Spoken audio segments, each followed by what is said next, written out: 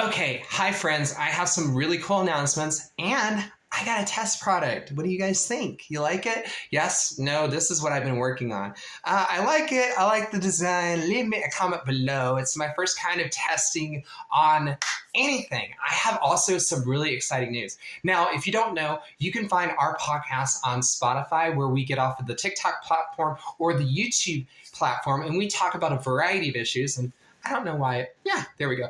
The lighting's down. We're having some cold weather in the Midwest here, and I'm really excited. Now, I also am going to say that, I got these fancy things. A little update is that, they help me ground myself. It's one of those things. And if you follow my story, you know that I've survived human trafficking. And because of that, I have been posting on that on my blogs. So without further ado, let me dive into, one of the things that I have found. Got some exciting news. I'm going to talk about how I was blocked by the infamous and well-known and respected Brandan J. Robertson. I thought he wanted to have conversations, but apparently he wants to say ex-gays don't exist, and he blocked me on Twitter. Let's go ahead and dive into that today, because we're fighting for an amendment to the Constitution to protect LGBTQ minority group of ex-gays, detransitioners, and transitional sexuality. If you don't know already, I have actually made a breakthrough, I believe, into the psychology field. So if you're a psychological institution, or if you want to take a look at my research, you can go to subscribe on Patreon, and you can find the research that's posted publicly. It's nonprofit work that I do, and we're upstart. So we are in the middle of filing all sorts of paperwork, and we have all sorts of things, and we present our finding. We just did a case study on how the internet is biased towards research, and you can find that on Patreon under DTT and IDTS syndrome and all of those things. So let's dive into that. So this is our Twitter feed, and this is what's going on. If you notice a couple different things, we are blocked by Brandan J. Robertson. Why might we be blocked? Well, this is my story. I'm actually going to be talking about this a little bit more. So here's the deal. He makes pseudo claims. He's a self-proclaimed neoist, and I actually have, again, made a breakthrough in the area of the work I do.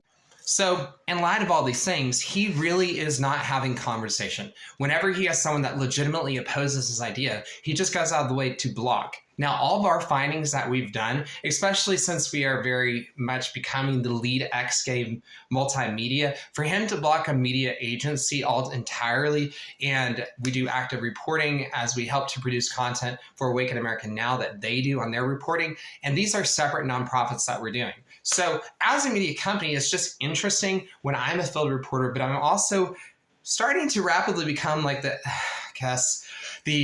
lead ex-gay theologian, I guess. We provide all sorts of resources for individuals that do really outreach, including individuals that are in the humanitarian area and the humanistic area. So not everyone who becomes ex-gay is because of religious reasons. And we talk about that. And if you want to find out those reasons, we have podcasts pretty much throughout the week that you can find, and you can look into those things. Recently, I covered stories on my friend that had died because basically I am led to believe that Stuart Trosse had gotten on a gay app, and that ended up in his murder. And he was a high kind of profile TCU student that had hundreds of hours of community service, and then he was murdered because someone found out that he was gay. And this idea that was proposed is that you can go and you can be in the gay community and there's no wrong thing, and that nothing harmful will be done. And so I'm just doing active reporting and the likes. Now, regardless of it being frigid where I'm at and I'm having to cuddle my beautiful blanket, it's really important that we really, we really call out this, at least from like a theological stance. I don't think that this is legitimate in the way that he makes these claims. His books basically are biased because they never talk about a story that do not involve conversion therapy, in my opinion. And I as of yet, I've not reviewed his 9 books. So I'm making that disclaimer that this is before I review his materials. Now, he's working on his 10th book, and I believe that's his dissertation work. And I'm going to be reviewing that after he publishes it. I'm going to study every single blasted little line because he believes that he's right. So if he is right, then his work will hold true, right, Mr. Brandan Robertson? Now, again, he blocked us on Twitter. So that's cool. Block us on Twitter. It's about time because we've been going at it for over a month, and he finally caught wind. So congratulations, Brandan Robertson. You're finally catching up. It's interesting these progressive leaders can't take a stop. I thought they're supposed to be experts in this field. I thought they were supposed to be the ones, doing these things, but apparently they're not. So surprise, surprise, but not really a surprise. They're just not experts that are keeping up with actually current research. And I talk about that quite a bit on our YouTube. You can find this TikTok or clip that you're seeing. You can find our entire YouTube playlist where we also archive clips from others. So we are very, very busy doing research that allows people like you, even if you don't believe that homosexuality is a sin, you can go and you can do research, and it helps you become informed on a variety of topics, anything from, Stonewall riots to AIDS to conversion therapy from others. We provide those resources for you to go check it out. If you like what this video is and the subscribe, you make sure to click that follow and you'll get up-to-date information. Leave a thumbs up and a like. Now, if you want to support our work, you can go to patreon.com, type in subscribe, and you can also give to us on PayPal or Cash App and all that stuff that way too.